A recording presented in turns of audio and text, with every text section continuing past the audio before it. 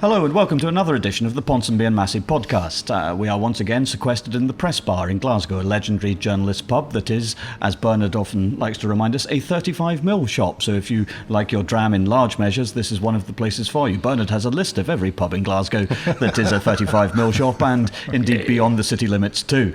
We have a number of things to discuss today, but we are principally going to be talking about the Conservative leadership election here in Scotland. I'm delighted to say that we are joined by Brian Whittle, the fastest man in Holyrood,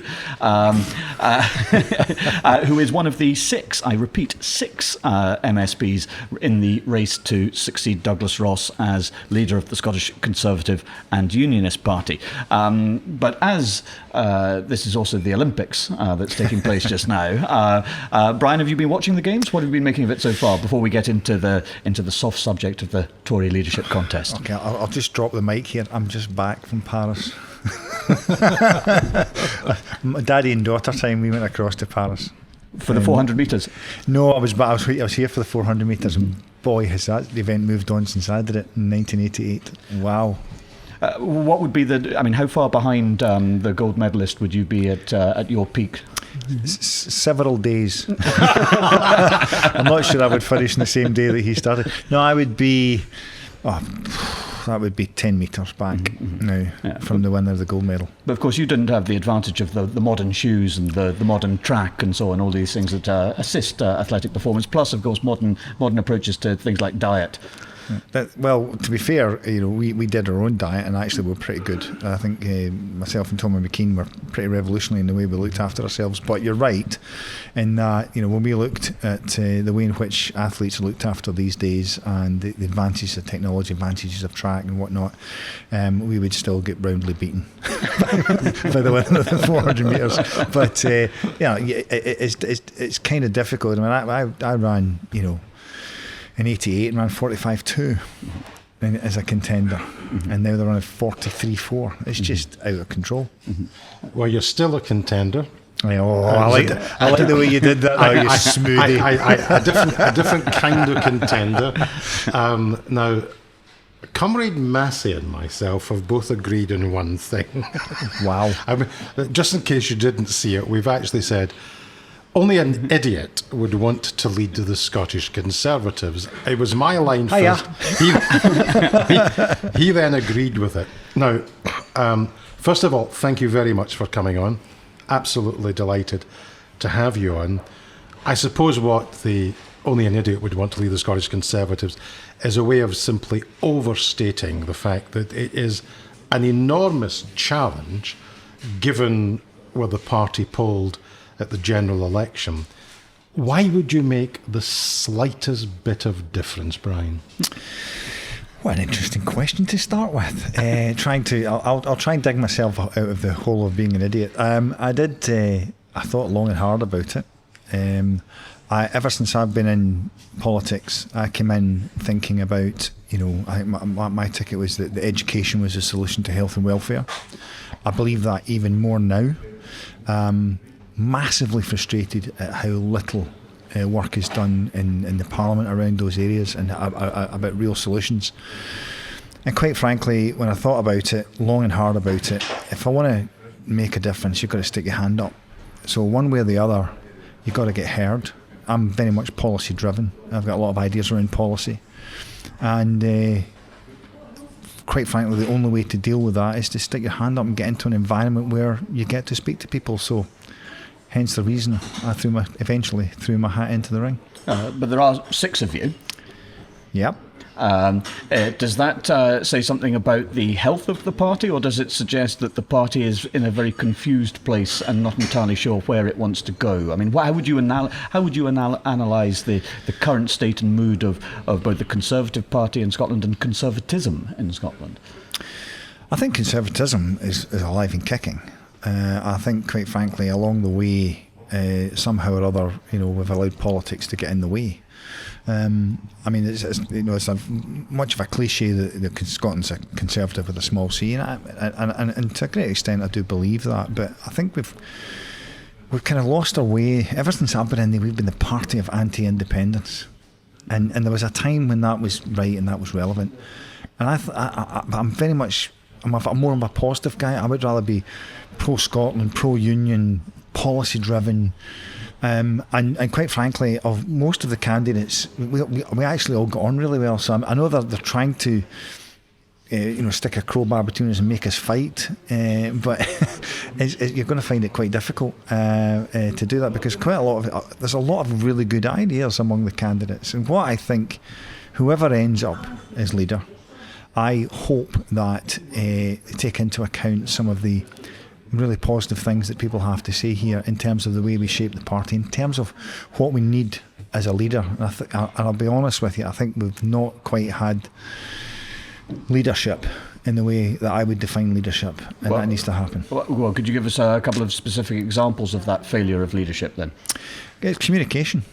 Quite simply, I think I said it to Ruth, I said it to Jackson, and I said it to Douglas, that we actually have to. We've got quite a talented group of people with a variety of experiences, and we haven't made the most of that.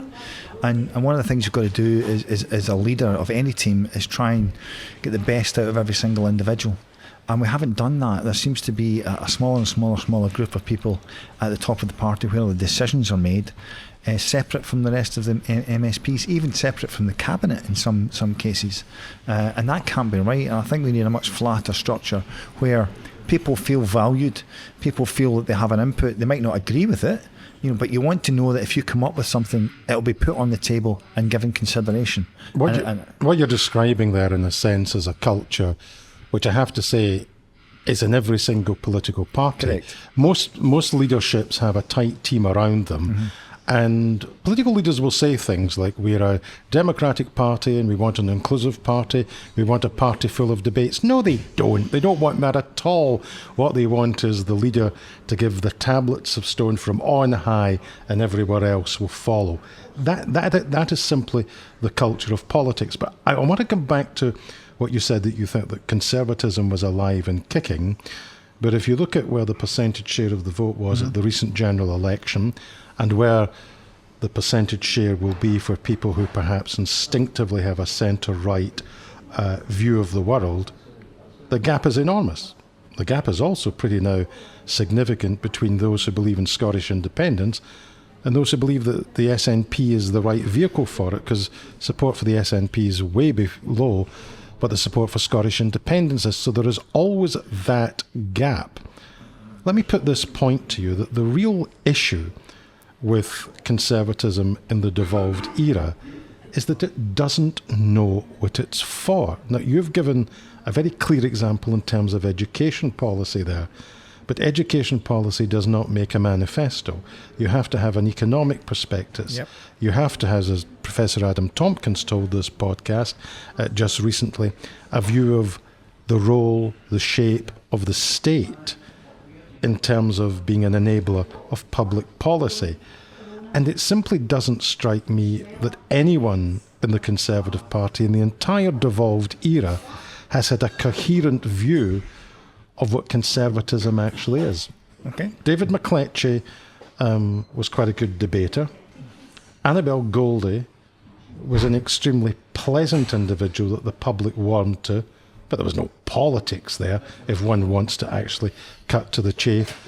Ruth Davidson was a supreme communicator, but when I sort of listened in for conservative things, I didn't find terribly many of them. The problem with the Conservative Party is that it has been a thought-free zone. When you think, what are you going to fill that zone with? That was a good question. Well, let me tell you why. I've actually asked this in the team meetings before. Why you're conservative? And I know why I am. But I do think I've said this out loud, that if we said that to the 31 MSPs, you might get 31 different answers. Okay, but what's yours? Okay, I believe the opportunities should be available for all, irrespective of background and personal circumstances. I believe that we need to empower people to recognise that opportunity and empower them to be able to take that opportunity. I also believe that effort should be rewarded, and I believe in a low tax economy. That makes me conservative. But apart from low tax, I mean, any member of the Labour Party or the SNP or the Liberal Democrats could say all of that too. Yeah, the difference is I mean it. That's actually what I believe. And in terms of policy, I've done nothing in Parliament for the last 8 years but put policy forward, and that's actually why I decided to stand for leadership. And my thing, in terms of the economy, you're absolutely right. I mean, Scottish Conservatives should be the party of business. We should be the party of entrepreneurship, and we need to create an environment where that happens. But what I've been trying to tell people for long and weary is that one of the biggest drags in our economy is Scotland's poor health record. We're the unhealthiest country in Europe, and have been for such a long time. And the way to deal with that is through the educational environment, not just through education, but the educational environment. And that's been eroded over certainly since before my time. The educational environment has been eroded, and the way in which we deliver that education has been eroded away. And in terms of, what I would like to see is policy, an overarching policy and direction of travel that all portfolios, when they're creating policy, point to. And for me, education is the cornerstone of every single portfolio, and we have to get that right. And we have to start thinking in terms of long term, which is really difficult within politics. And the first debate I ever spoke in politics, I use one of my favourite quotes of all time, is that you can achieve anything as long as you don't mind who gets the credit. So the biggest changes we have to make in Scotland in terms of what's wrong are around health, are around education, which inevitably speak to the economy. They speak to welfare, they speak to justice. But we can enact those policies, and it has to be an incremental way in which we enact them. But we won't be the ones that get the credit for it, because it's going to take 10, 15, 20 years for these things to actually get to fruition. And that's the problem with politics at the moment. We don't actually explain that particularly well. Brian, when you were defining why you were a Conservative, you mentioned two things. One is that you believe that everybody should have an opportunity in life, irrespective of their background and their circumstances. You look at the last Conservative cabinet, you look at several cabinets, and you look at where they were educated, yep, and you think, okay,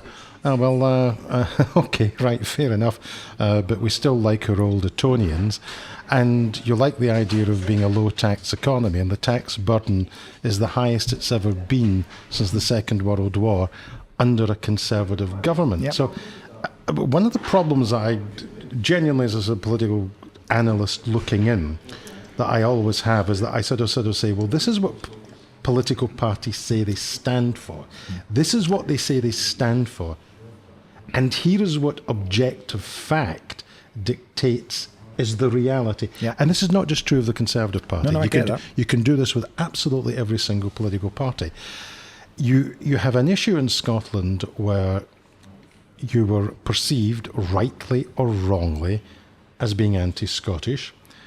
After the devolution referendum, you got an electoral dividend because hardline unionists coalesced around the Conservatives in a bid to let off steam, given how close the referendum was in 2014. But that wasn't built in anything. That revival under Ruth Davidson was built in nothing other than anger from a certain section of the electorate who were registering the fact that they did not want independence under any circumstances. It wasn't based on any embrace of policy, any embrace of ideology, any embrace of leader. And how can you ensure that that section of the electorate that have sympathies towards the centre-right are prepared to vote Conservative? Because I think there's a lot in the argument, and we see it more profoundly south of the border, that the problem with the Conservatives is that they're not very conservative. And the thing is, I can't disagree with anything that you've just said there. I mean, a lot of the time we have to deal with issues that our colleagues down south, have thrown in our direction.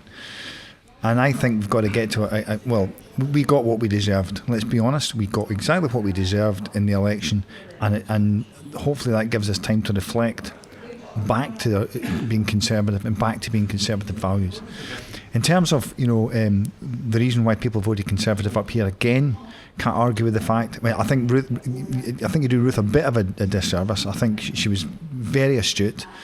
She went out and recruited people that she wanted into the party for certain. Ruth was brand Ruth, not necessarily brand Correct. Conservative. That's the point I make. No, and again, it's a point I made to Ruth at the time.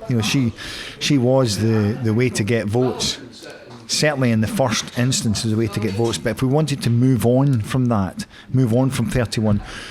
The last election there was one of the strangest ones that I've seen, because everybody was voting against something, not for something. And being a very positive person that I am, I think that what I would like to do is change the way in which we deliver politics and actually deliver things that we want to ask people to vote for, in terms of how's this going to impact you. More importantly, how's it going to impact you and your children as they come through. So I think, I can't argue with what you've said. I think, as often happens, the SNP have been exactly the same. They got exactly what they deserved in this election, because we did end up on two opposing sides of an argument: independence, anti-independence, forgetting that there's a country to run as well. So the further one goes one way, the further that goes the other way. And I think a lot of us, and certainly some of the ones that are standing in this election, and friends of mine as well, we're all of the same opinion and said a lot of the same things for a number of years, and we're not listened to. And I think that's probably why, to your point, Alex, why there's 6 people standing, because we've been saying the same thing for a number of years. What do we stand for? We know what we stand against, but what do we stand for? And you're right, all political parties tend to be the same. I find it extraordinarily frustrating.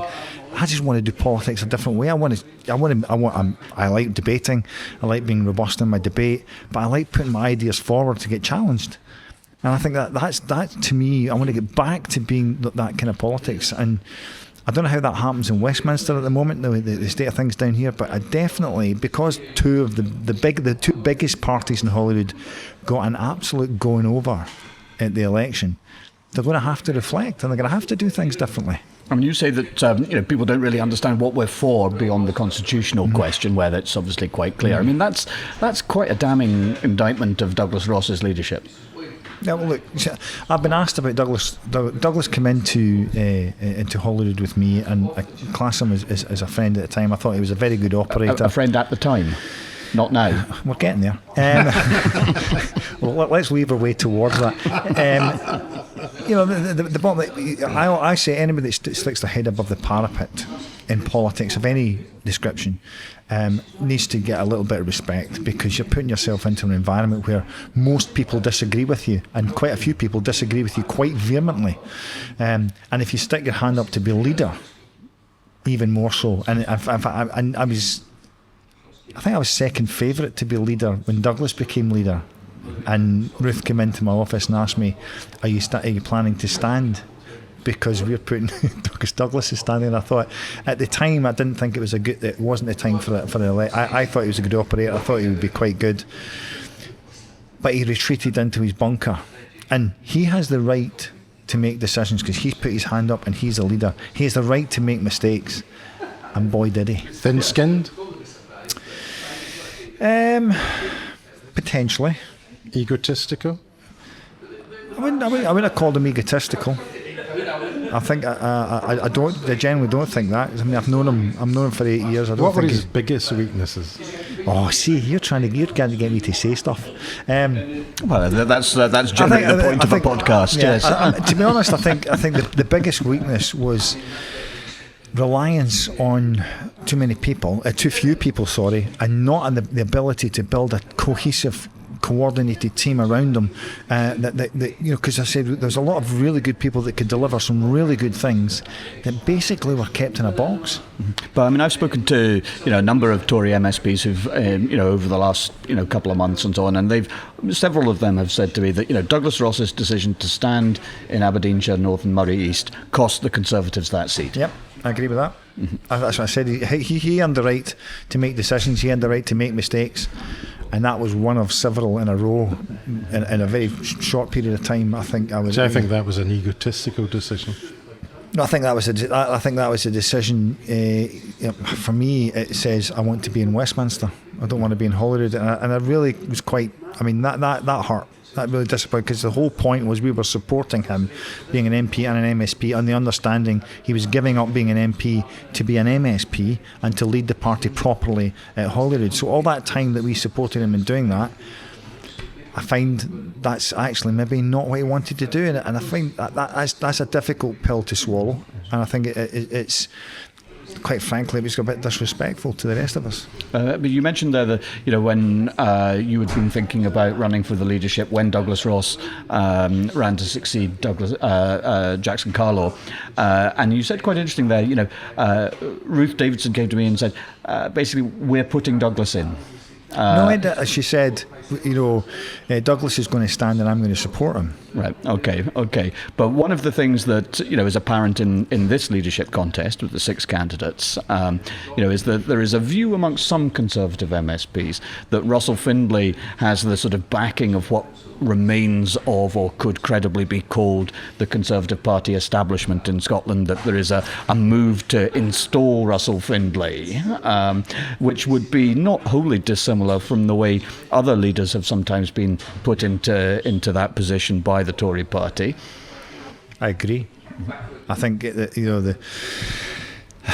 I have a lot of time for Russell Findlay, and I'll put that on I think he's done an incredible job in the short period of time that he's been in Parliament. I think he's really led his portfolio really well. That doesn't make him, in my view, the best person to be the leader, but he has been incredibly effective. I think without question there is a certain, he would be the establishment's choice. And the difference. Who are the establishment? That's a good question. Who are they? The little blue men behind the throne. That's the ones. You've seen them. I thought it was just me. But what you're talking about is an establishment stitch-up, isn't it? In the old-fashioned phrase. Who are they? I mean, who are they? Is it the candidates board? Is it the party chairman? Is it the these skewer organisations? You get the West of Scotland, the East. Who is this? I think you've basically summed it up. I mean, I think also there's certain politicians in Westminster are part of that as well. But the difference this time round is that we've been prepared to stand up and go, no, we're not accepting that. Sorry, Brian. The politicians in Westminster, what is it they want from a Scottish leader? I'll need to ask them, to be quite frankly. Well, if they're backing the establishment candidate, and the establishment candidate is Russell, and I'm still not entirely sure what the establishment actually means, I think I get the sense of, at Westminster who the establishment is. I get that. Mm. What is it they expect? What does the establishment in London expect of the Scottish leader? Well, again, it's one of those things that I would really like to find out, because one of the things I know there's this red herring that's been thrown about just now that somehow or other there's a move to split the party away. That is just utter nonsense, and it's just there to cause confusion. My view is, I want to get closer to our colleagues in Westminster, because I want to be closer to the decision making, so that they understand the impact that decisions make on Scotland. Mm-hmm. And that it's not centric down there. And I think, we think we live in a bubble in Holyrood. The bubble in Westminster's ridiculous, and some of these people need to get out a bit more and speak to real people. So I do. My view is, I would really like to be able to answer your question really concisely, and I would if I knew. I need to ask I want to ask that question. It's more the question I would rather ask is, what do we want as a Scottish Conservative Party from Westminster? You're clearly not the establishment, so no. Why are you not the establishment? I'm a clear thinker. I'm a ethereal thinker. I think one of the things they will tell you is, who are they? Who are they? But isn't they Baroness Davidson, Baroness Goldie, Lord McInnes? The interesting. Well, I think yes. I think interesting with Ruth was that when I found out I was in Parliament, I was actually in my bed. That's the truth. I'd gone home, and I remember Ruth phoning me up and saying, you know, I saw it on the telly at 6 o'clock in the morning, and I thought, oh, I'm going to have to do it. And then she texted me, that's brilliant, I'll see it working Monday. And I'm thinking, this Monday. But when I get in, it basically was, here's your security pass, here's your office, there's your portfolio, got on with it. And I thought, well, if that's I'm going to do I'm going to do exactly what I said I was going to do, and I've always done that. I want to get back to, this sounds really crass, the politics of doing the right thing. I want to get away from where we... Yeah, as opposed to all these politicians who campaign on a platform, the politics of doing the wrong thing. I mean, there's a bit motherhood and apple pie. No, there, it's not. What I think is that the marketing and PR department have too much say in what's marketable and PRable, for want of a better word. So we could sell that, but I'm not sure we could sell that. No, I come up with a policy that's right and you believe in, and you say to the PR marketing, you market the hell out of that and you get that message out to the people. And if you can't do it, move over, we'll get somebody else in who can. And I think, this idea that, politicians, they say what you want to hear rather than what you need to hear. They give you an exclusive, you're a politician. Yeah, I'm starting to get my head round that after 8 years. I still struggle with that, with the most unusual. Can I ask you, are you comfortable in the environment of politics? I'm getting more comfortable because I'm fine. I was quoted the last time as I was going to stand and I wasn't going to stand. And I remember Jackson as well. When Jackson came into my office to say, "I'm going to, are you standing, Brian? Because I'm going to stand." And I thought it was quite funny because I had no intention of standing.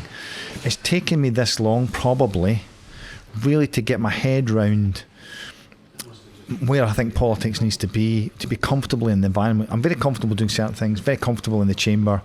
I speak more than any other politician in the chamber as it transpires. I didn't know that. There's a league table and I'm up there. I'm very comfortable. I'm very comfortable putting my ideas forward and in a non-combative way. Are your colleagues comfortable with you? Well, you have to ask them that. I think, I might got on pretty well with most of them, I think quite a lot of the time they're not quite sure what to make of me. I think I have struggled to get by the tag of, Olympian athlete. He knows about sport, and forgetting the fact I was 20 years in business, in my own business. I'm one of the, scarred. Have you gone better with people in the wider party than in the parliamentary group? No, I got on with people right across the whole spectrum, across the whole chamber. I've got a reasonable respect from across the chamber, because the bottom line is you don't have to agree with me, but at least if I say something, I mean it. I'm not going to sugarcoat it. I'll say what I think, and I would rather put my ideas on the table. As I said to you before, you need to be able to put your ideas on the table, and you need to be prepared to be challenged, because challenge is good. Because there's only two things: you can either explain your position, or you can't, so you have to go back and rethink. So I think, I am now comfortable in the role that I'm trying to do, but it's taken me 8 years. Mm-hmm. I mean, the Holyrood was designed as a parliament where people have to work across party divisions and so on. Are there any particular SNP, MSPs or ministers that you actually rate, that you can work with, that you think have interesting and useful things to say on a wide range of policy issues? Oh, wouldn't you like me to answer that question? Well, that's why I asked it. I know. I mean, I think I think it's not as good as it was in the last term. And as far as I can see from every politician that's been in longer than me, they say exactly the same. Each term's got more and more diluted in terms of the ability to work together. There are some ministers that I do work with. I have worked with most of the work, the positive work is done at the back of the chamber in private conversations, and there are some that are very open to that, that I have worked with before, and especially around things like constituency issues, where I'm quite comfortable getting up and speaking to them in the back. They can have a quick word and we'll have a chat and say, right, office. Let's get this sorted. And there are ministers and cabinet secretaries who will say, I need you to come in. We need to discuss where your pinch points are going to be on this particular policy. How do we accommodate and how do we move? So there are some that do that. But I think in this term, especially when the Greens were part of the government, where there was nothing, there was no interaction at all, and it was so dispiriting. It was so hard to actually get anything of positivity done. Look what's happened to both parties in the interim. So what's So moving on then. What's your big vision for the Conservative Party, for conservatism in Scotland? Well, look, I've been having arguments with people. Like you started this discussion today around you've got to be mad or stupid, I think was the word that was used, to want to lead. But Bernard said you'd have to be an idiot to want to run for the leadership of the Scottish Tories, and I said in a previous episode, well, to be fair, that doesn't rule many of them out, so lo and behold, there are 6 of you. And those are the 6 you shouldn't rule out. I think that, but if one thing has taught us, or politics has taught us in the last wee while, is there is the ability for massive swings and massive changes of opinion. There was a big swing to us when I came in, and there was a huge swing to the SNP in 2014. And look what's happened down south. Huge swings away from us to Labour and away from SNP. So I think, I think if we get the right leader with the right message, with the right policies, properly communicated out there, we have the opportunity. I'm not interested in 31. We've got 31 2 votes ago. We need to be moving on, and we need to be taking that message to move on. And more of the same will not do. We actually have to change again, from stop being against things and for things. So let me put this to you then as an alternative and so on. Would you rather have 35 Conservative MSPs who don't win many policy or intellectual arguments, or 14 Conservative MSPs who do actually win intellectual arguments, who do make a shift in the policy framework in Scottish politics, that actually win arguments even though there are only half as many of you in I would rather the third option, which is we have 35 MSPs who consistently win the arguments on policy. Let me come back to something you said earlier on. I want to agree with it. I want to agree glad with I'm sitting down. I want to agree with it strongly. And that is to say that people who put their head above the parapet in politics, either to stand as an elected representative or indeed stand for the leadership of their party, in a sense demand a sort of certain amount of respect, for a very, very simple reason, that the job that they seek to take on is one which has the capacity to really test you. It not only tests you intellectually, it tests you emotionally. Mm-hmm. It really tests you emotionally when you're the subject of targeted abuse on social media, when your partner or your children also have to view this abuse on social media. So it's a big, big thing, and anyone who has public service at the heart of what they do earns my respect, irrespective of party. Do you know what you might be letting yourself in for if you actually win this? Yes, I think I do. That's why it took me a while. When I first came into politics, I was astounded by the level of abuse that was targeted at Nicola Sturgeon, Kezia Dugdale and Ruth Davidson. It was. I actually don't know how some people stayed out of jail with some of the things that they said. I thought it was absolutely appalling, and they still do. Maybe not Kezia quite so much now, but certainly Nicola Sturgeon and Ruth. I've seen the abuse that Jackson gets, and still gets. I've seen the abuse that Douglas Ross gets and still gets. I haven't had too much of it, quite frankly, comparatively. And I've had to be prepared to consider how that's going to change. I have 3 daughters. One's a teacher, one's a medic in a hospital, and one's in 5th year at school. And it's the one at 5th year in school that worries me the most, quite frankly. She was the one that I was most against me standing for leader, because she does modern studies. Does she think you'll win? She doesn't want me to win. She didn't want me to win at the start, but we did a video today. I gave her a challenge today to create a video, and we filmed it today, and she just sent it to me. She's done an unbelievably good job. How much did that cost you? We're just back from Paris. But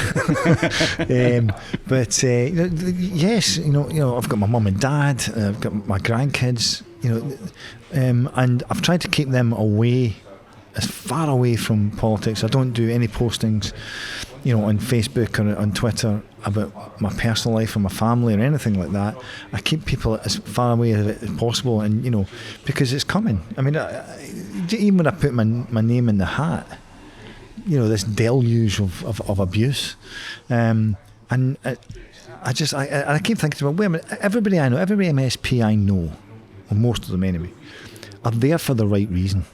And we want the right thing. We want the best for Scotland. We've had an opportunity. I mean, it's an incredible opportunity to shape our country, to help to shape the lives of a country. You might disagree with the route that we take, but the outcome we want is pretty similar. And I keep thinking, you can disagree with me. Disagree with me. I remember this person went for me. I said, I'll tell you what. My nose is in the trough and all that sort of stuff. I remember thinking, I did take a big pay cut to do this. I said, why don't you come and shadow me for a week and see? You wouldn't do that. I said, yeah, I would. I'll organise that. Come and shadow me for a week and see what the job actually entails. And he was going to do it, and at the end he bailed out.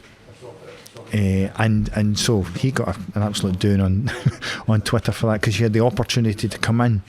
And I think I've been asked this by the Parliamentary Bureau and everything in the Parliament. What should we do to bring politics closer to the people? I said, well, you should come in here and actually do some kind of documentary type thing, following a couple of MSPs around, do something, because I think people's views on politics starts with FMQs, my most unpopular 45 minutes of the week. And how would you fix FMQs then? Or can it be fixed? It can. It's going to. I love this, or hate the way that they go, we need to change. We need to be better to each other, and we need to. When something terrible happens, in society, we have to bear responsibility. The way we, the discourse and the way we speak to each other has to change. And everybody goes, oh yes. And then a question happens, and everybody throws buns across the chamber as hard as they can. And I try and avoid that. I do try and avoid it. I don't mind. I like robust debate. I do like debating, but I'd never make it personal. And because who was it? It's Churchill that said, as soon as I remember Thatcher said, I like it when it gets personal, because that means you've lost the argument. Don't make it personal. Test your policy. And the other thing is, I think one of the things that I'm not against people trying things, even if I disagree with it. I'm not averse to saying, okay, that's what the Parliament's voted for. Let's try that. But see, when it doesn't work, don't keep doing it. Don't keep doing it. But we have to because we said no. You don't, because we're going to pounce on them. But so I think it's got to change. I always say that if a political leader is somebody you can join a pint down the pub with, they're halfway there. That's not an endorsement, because you're not drinking a pint. You've got some blackcurrant thing. You're sitting there. So it's the opposite of an endorsement. My body's a temple. I love big temples. With atriums at the front. The English language defines my body in that case. Anyway, if you don't win, who would be the next best choice? Funny enough you say this, because it's something I've actually been thinking about, because my view is that what I want to do is I've entered this race, if you like, because there's things I want to say and points I want to put across. And yes, if you enter a race, you have to be prepared to win. And if it comes to the bit where it's obvious down the line, I want to get to the debate stuff. I want to put my phone. If it gets to the point where it looks like I'm not going to win, I don't think it's 6 candidates is going to be what's eventually voted on. There'll be less than that. And if it's me that says that decides, that what I've got to say hasn't hit home, and I'm unlikely to gain the number of votes, and potentially stand aside, who would I throw my weight behind? And the truth of the matter is, I don't know until I've heard what they have to say. Because everybody's done their opening gambit. You're a politician. Just you be very, very careful what you call me. You're definitely a politician. But I'm telling you the truth. There are candidates that there's 2 or 3 of them that every one of them, they're friends of mine. Who wouldn't you want? Yeah, I was going to say, who could you not support? Who would be disastrous? I don't. Well, that's a very leading question. Well done. You're such a journal. I don't think there's a disastrous politician there, but I think there has to be real change. Definitely has to be change. So, I would struggle to vote for Russell, because I don't believe that the change is there required. Even though I rate him very highly in what he does. But why would you struggle to vote for him? Because I don't think everything I've seen so far doesn't say change. What about change has to happen? What about somebody like Murdo Fraser, who's been an MSP for getting on for a quarter of a century now? How can somebody who's been an MSP for that long has already run and lost a leadership contest? How can he be the change that's required? Interestingly enough, because funny enough, I work with Murdo in economy portfolio. You're right. The last during Ruth's tenureship or that leadership, he wanted to split the party away, and that didn't go down well at all. And he certainly changed away from that. And the conversations I've had with for Murdo, self-interest reasons. Well, I think it's like me putting ideas on the table. I want to put ideas on the table. I want them to be discussed. But if it turns around that they're not viable and they don't work, then fair dues, But listening to what Murdo has to say, and to be fair, I've spoken to all the candidates I've spoken to during this election several times. We are actually communicating with each other to try and avoid this blue on blue nonsense that they're trying to. That everybody's getting really hacked off the fact that we're not throwing buns at each other. Sounds like the name of a DVD. Yeah. Blue on blue nonsense. You need to get out and not into the pub more often, sir. I'll take your word for it. There's a misspent youth there if I've ever heard one. But I think, I have to work out whether or not Liam, very good friend of mine, band member. We were playing a band together. Whether or not he's too northeast centric. What's the band called? You really want to know? Yes. Well, it's a working blue on blue. Blue on blue nonsense. It's a working title. The Interventions. And who's the lead singer? Jamie Green. Right. Polly McNeil. And Liam Kerr. So wait a minute. There's three of them that sing. You're happy to be in a band with Jamie Green as the lead singer, but you're not happy to have him as leader of the Conservative Party. I didn't say that. You're running against him. Yeah, the Interventions. The Interventions. A socialist band. Yeah. I think all 5 of my competitors would make fantastic leaders. I'll just be better. and